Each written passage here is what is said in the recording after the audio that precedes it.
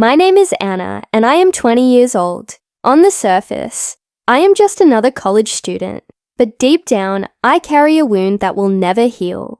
That wound has a name, Alex, my own brother. Alex is 2 years older than me, loud, popular, and always surrounded by friends. I was the quieter sibling, the one who blended into the background. But one afternoon in college, everything changed. He mocked me. In front of his friends, he made cruel jokes about my clothes, my voice, even the way I carried myself. His friends laughed loudly, pointing, clapping, treating me like an object of entertainment. I wanted the ground to swallow me whole. I kept my head down, pretending it didn't matter. But inside, something shifted. That day, I stopped being the quiet sister. That day, I became someone else. I swore that Alex would regret every single word, every single laugh. He thought he broke me, but he didn't. He awakened a fire inside me, and this fire would not burn out until my revenge was complete.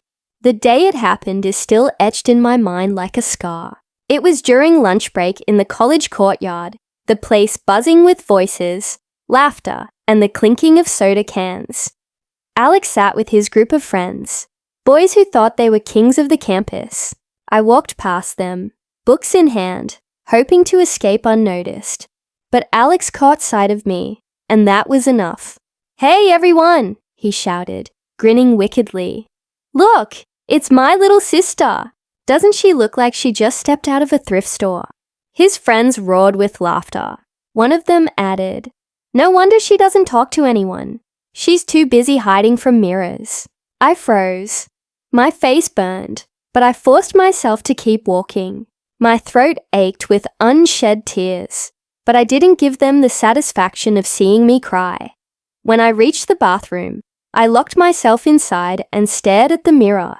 My reflection blurred with tears. My own brother, my blood, chose to humiliate me in front of strangers. That moment, a voice inside me whispered, "Never forget this. Never forgive this." For weeks after that incident, I carried the humiliation like a heavy stone. Every time I walked past Alex and his friends in college, I felt their stares, their mocking whispers. I didn't tell my parents. What would they do? Lecture Alex? He would just laugh it off. No, this was my battle. In class, I pretended nothing was wrong. But at night, I replayed the scene over and over. The laughter, the pointing, the smirk on Alex's face. It haunted me. I started avoiding people. I skipped gatherings. My friends asked if I was okay. But how could I explain that my own brother had turned me into a joke? Then, one night, as I lay in bed staring at the ceiling, a thought came to me. Alex was strong because people admired him, followed him, trusted him. But what if I stripped that away? What if I made him feel the same humiliation he gave me? I smiled in the dark. For the first time since that day, I felt powerful. Revenge isn't simple. It's not about shouting or fighting. It's about patience, about striking when the enemy least expects it. I began watching Alex carefully. I studied his habits, his routines, his weaknesses. He loved being admired. He loved attention. His entire world was built on the approval of others. Perfect, slowly. I befriended some of the girls in his circle. I didn't tell them I was his sister. I listened to their stories, their complaints. To my surprise, many of them didn't actually like Alex. They thought he was arrogant, even cruel. I took notes. Every little detail about him became a weapon. His late-night parties, his lies, his secrets. Then I crafted a plan. I wouldn't attack him directly. No, I would let him fall into his own trap. I would expose him in front of the same crowd that once laughed at me. The thought of it made my heart race. Soon, Alex would understand what it meant to be humiliated. Alex always underestimated me. To him, I was the quiet little sister who couldn't stand up for herself. But silence doesn't mean weakness. It means observation. At home, I pretended to be the same old Anna, helpful, calm, invisible. He had no idea I was plotting against him.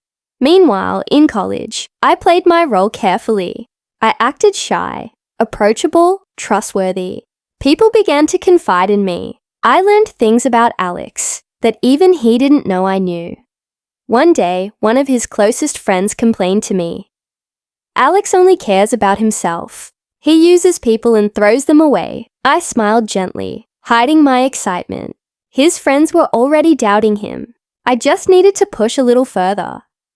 For the first time, I felt like the stage was mine. The girl who once hid in bathrooms was gone. In her place stood someone new, someone dangerous. It started small. I dropped subtle comments in conversations, just enough to plant seeds of doubt. Alex said he was helping you last week. Strange. He told someone else a different story. Oh, Alex was at the library last night. That's odd. I saw him elsewhere. At first, people shrugged it off, but soon they began questioning him. His stories didn't match. His lies started to surface. I watched silently as the cracks appeared in his perfect image. His friends no longer laughed at every joke. His charm was fading. The best part? He had no idea I was behind it. He still saw me as harmless, but I wasn't harmless. I was the storm he never saw coming. Then, the perfect opportunity came. The college was hosting an annual event, talent night. Everyone important would be there. Students, teachers, friends. The stage would be crowded, and all eyes would be on Alex. He signed up to perform with his friends, eager to show off. That night, he wanted to be the star, but I wanted him to fall. I had collected enough of his secrets, enough proof of his lies. I knew things that could ruin his image completely. All I needed was the right moment to reveal it. I began preparing carefully. My plan was bold, maybe even dangerous. But I was no longer afraid. That night would not just be about Alex. It would be about me. The sister he tried to humiliate.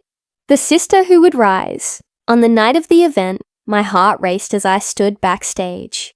The curtains separated me from hundreds of people. I wasn't performing, but I had something far more powerful planned. Alex walked past me, dressed smartly, full of confidence. He winked, mocking me silently, as if reminding me of my place. I smiled back. He had no idea what was about to happen. The lights dimmed, the music started, and Alex took the stage with his friends. They danced, they sang, they shouted, all for attention. The crowd cheered, but while they cheered, I slipped away to the control booth where the sound system was managed. In my hands, I held a USB drive filled with recordings and screenshots of Alex's lies, his betrayals, his cruel words, even the way he laughed at people behind their backs. Tonight, the whole college would see the real Alex. As Alex bowed dramatically, I gave the signal. The speakers crackled, the crowd fell silent, and then, instead of music, Alex's voice filled the room. Recordings of him mocking his own friends, lying about exams, insulting teachers. It all played one after another. Gasps echoed through the hall. Students looked at each other in shock. Teachers frowned. Alex froze on stage. His face turned pale as the laughter he expected never came. Instead, there was silence, and then whispers. Did he really say that? Unbelievable. Alex stuttered, trying to explain, but the damage was done. His friends stepped back from him. His fans turned away. In that moment, I felt no pity, only satisfaction. He had humiliated me once. Tonight, I returned the favor, tenfold. The days that followed were brutal. For Alex, his reputation collapsed overnight. Teachers didn't trust him. His friends avoided him. People mocked him in the same way he once mocked me. The king of the campus had fallen, and there was no one to pick him up. At home, he was quieter, more withdrawn. He didn't tease me anymore. He barely looked at me. For me, life felt lighter. I could finally walk through campus without hearing whispers behind my back. For once, the laughter wasn't directed at me. But this wasn't just about revenge. It was about balance, about proving that silence is not weakness. Alex had learned his lesson. Or so I thought. One evening, Alex barged into my room. His eyes burned with anger. "It was you," he said through clenched teeth. "You did this to me. I didn't deny it." I met his gaze calmly. "Yes, and now you know what it feels like." For a moment, he looked ready to explode. But then, to my surprise, his anger softened into something else. Shame. "I didn't realize," he whispered. "I didn't know it hurt you that much." I laughed bitterly. "You didn't care. You only cared about your friend's laughter. Now you've lost it." He lowered his eyes. For the first time, Alex had no words. And in that silence, I realized I had finally won. After that night, things changed. Alex avoided me at first, but slowly his arrogance melted away. He was quieter in college, no longer the center of attention. People still whispered about him, but their laughter carried no weight for me anymore. At home, he began treating me differently. He helped with chores, asked about my studies, even apologized in small ways. It was strange, almost uncomfortable, but deep down, I knew why. I had broken him the way he tried to break me. For once, the power was mine, and I wasn't giving it back. Victory is sweet, but it's also heavy. When I walked through campus now, people greeted me differently. They respected me, even admired me. Some whispered, "That's Anna, Alex's sister. She's stronger than he ever was." It felt good, too good. But sometimes, late at night, I wondered, had I gone too far? I didn't just humiliate Alex, I destroyed him. Then I remembered the bathroom mirror, my tear-streaked face, his laughter echoing in my head. No, he deserved this. This wasn't cruelty. This was justice. One night, Alex knocked on my door. His voice was quiet. "Anna, can we talk?" I hesitated, but nodded. He sat on the edge of my bed, his head low. "I was wrong. I hurt you. I was selfish, stupid, and cruel. I never thought my little jokes could cut so deep." I stayed silent, watching him squirm. Finally, he said the words I never thought I'd hear. "I'm sorry." For a moment, I saw my brother, not the arrogant boy, but the boy I grew up with. Maybe people can change. Maybe revenge can teach lessons that words cannot. Today, I am still Anna, still 20, still the girl who once cried in the bathroom mirror. But I am not the same. I learned that silence is not weakness. I learned that betrayal can come from the ones closest to you. And I learned that revenge, when carried with patience, can change everything. Alex and I speak differently now. There is respect, where once there was cruelty. He knows my strength, and I know his limits. This is my story. The story of a sister betrayed, humiliated, and mocked, who rose to take back her power, and I will never let anyone steal it again.